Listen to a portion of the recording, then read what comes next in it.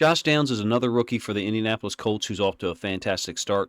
Regardless of who's been back there at quarterback, Anthony Richardson or Gardner Minshew, Downs is more than just a slot receiver who operates in the flats or on drags underneath his own defense.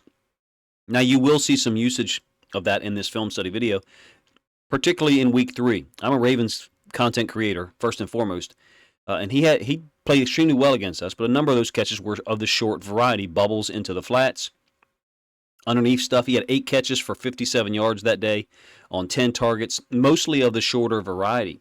But number one, he's clutch on third down, and they clearly look for him, both quarterbacks, in those situations. And you'll see that in the film study video. I'll try to remind you of the down and distance. Statistically, let's do it that way, he's got 11 first down catches through 5 weeks. That's significant, I think 2 per game.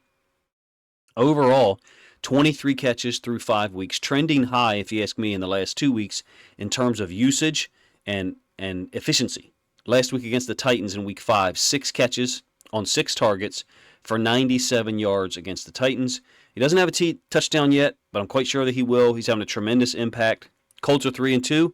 They get to go against the Jags again this week. Really weird situation. They'll have played the Jags twice in the AFC South through 6 weeks. I don't like player comparisons. The player comparisons for Josh Downs coming out of college, I thought were a little bit like a pigeonhole mentality. Because he's small, he's only capable of these things. This is a guy who didn't have a drop as a senior at North Carolina.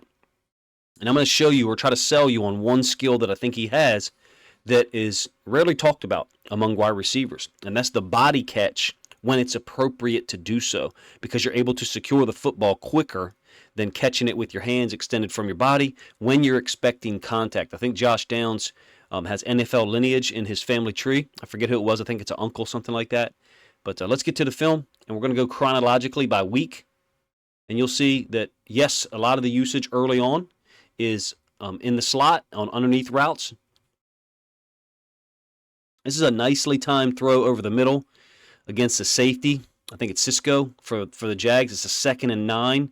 Beats them on like this shake slant. And Richardson gets hit hard here. He's taken a number of hits. I know he's been hurt a couple of times, but you're going to see in this video like how big his arm is. But the feet are there, and there's a lot of people who aren't going to like this comparison. Again, I said a moment ago, I'm not a huge fan of comparisons. I find them to be limiting at times because I feel like if you make a player comparison, as someone who, like myself, who tries to evaluate the game, tries to analyze it, I feel like oftentimes your analysis is then locked into that comparison, and mentally you've put that player in a box, and I don't like to do that. So I don't make player comparisons. However, watching the film here Thursday night and Friday morning, he reminds me of a young Tavon Austin. Now, he's not out there returning punts and kicks for big gains, or he's certainly not lining up in the backfield, but this is a play that doesn't count, 3rd and long against the Texans.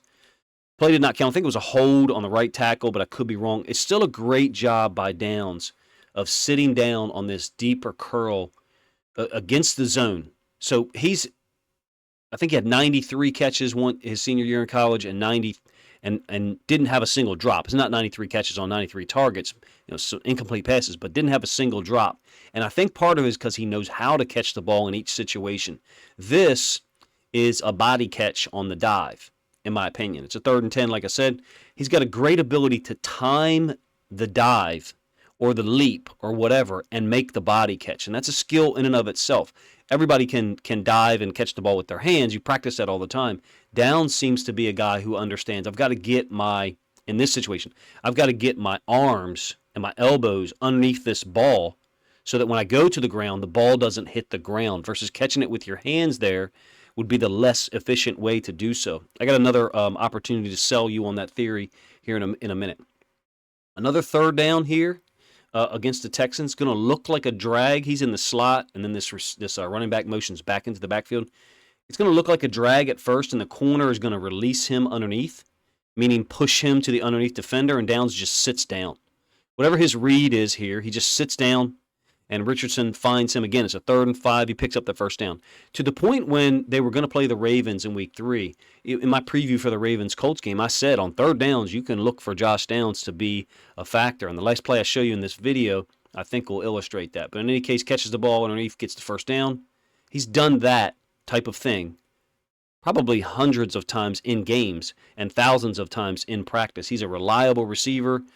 Typical usage so far for what a lot of people expected from him.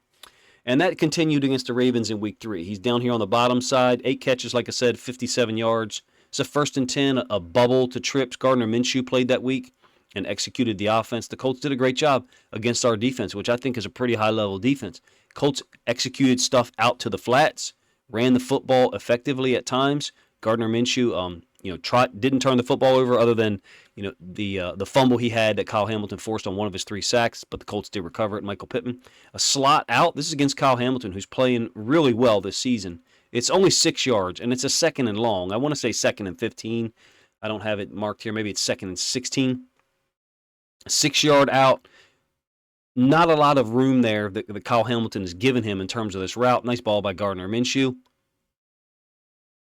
Secures the football with a body catch. Like I said, he seems to be a guy who understands if I catch it with my hands, then I'll have to tuck the football and there could be contact. I'll catch it with my body and the ball's already secured. The ball's in there snug and tight, and that's a timing thing in and of itself. I think this is going to be him in the slot on a 3rd down. Kyle Hamilton's going to get a little physical with him. It's man here, ends up being incomplete.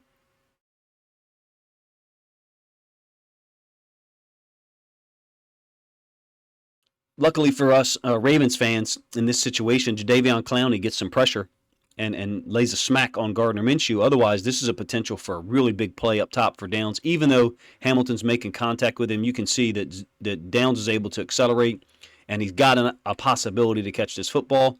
If Gardner Minshew was not under such heavy pressure, could have been a big play and definitely a conversion.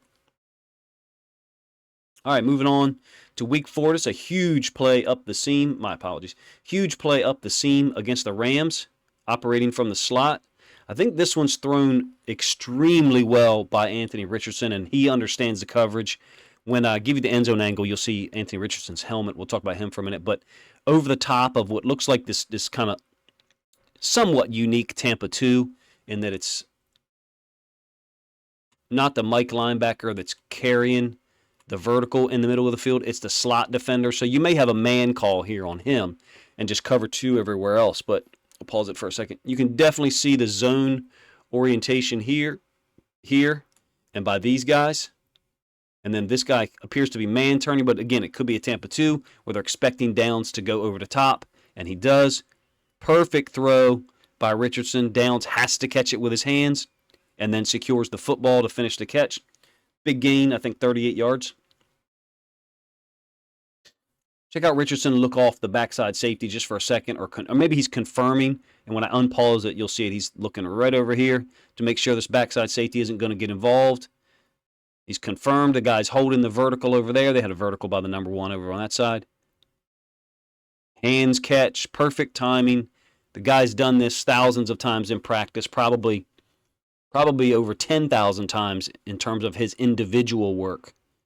If you're a Colts fan and you listen this long, first of all, thank you. Second of all, let me know what your impression of Josh Downs is. I followed him before the draft, and it's always fun for me to try to check in on rookies that I watched a lot of film of prior to the draft and see how they're developing and how they're playing. From a Ravens perspective, I didn't want him to play well against my team, but he certainly did, and he's having an impact thus far. Week 5 against the Titans, I think you've got a slot out up top.